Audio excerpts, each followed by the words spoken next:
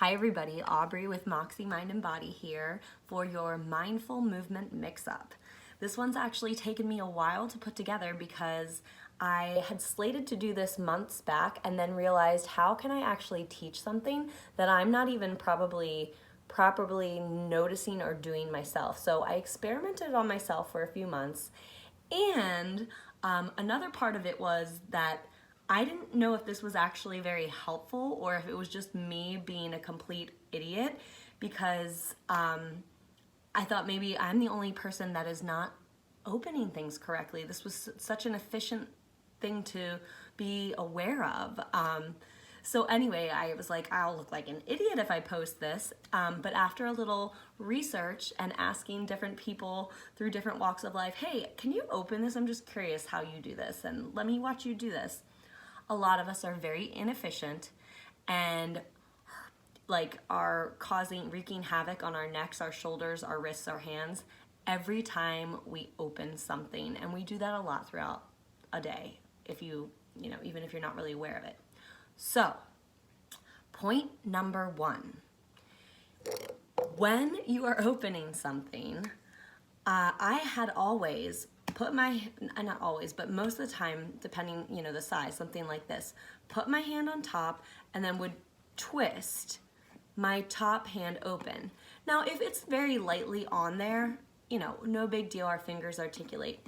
But if it's on there tight, that jar, you need to go to a friend to be like, can you please open this for me? I can't get it, right? This is not a healthy thing for our wrist, our shoulder, our neck to be doing. So if you can, because the wrist works much better and efficiently in this action versus this plane, right? And if we're going this way, you're trying to do a lot of force on these tiny little bones and muscles and stuff in this poor little wrist. But if you're going here, you have a much cleaner action. So tip one is, if you can, work to rotate it this way as opposed to using your wrist this way. Tip number two is, if it's one of those ones that's really stuck on there tight, sometimes you can hold the top still and twist the bottom. Also using that same wrist action, you wouldn't be making your wrist go side to side. Tip three, which I thought, this is the one I'm like, I'm an idiot. Sometimes I was twisting both at the same time. No.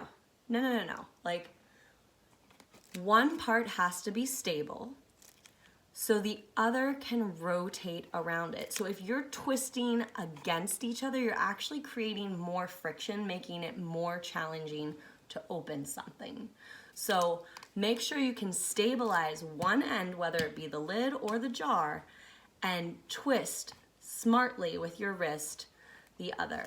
That goes for anything, right? What you're doing. So I just want to share, I've been playing with this actually not just over a month, but for the better of, I'd say, 3 months now. My hands and wrists have opened up in ways and in areas that have been bound for years. My neck and shoulders in areas that usually have a lot of tension have been insanely better. And a large part of it, of course, there's other things I'm doing, but a large part of it is being aware of how I am opening and closing jars, canisters, anything. That's it. Pretty simple. So just to recap, try to use your wrist in this action versus this. Try to make sure that, or also if the top isn't spinning, hold the top still, try to twist the bottom. And be sure when you're doing this, you're truly keeping, whether it's the top or the bottom, stable and moving the other part around it, not trying to create more friction. So hope this is just as helpful for you as it's been for me these past few months. Give it a try and let me know how it works for you.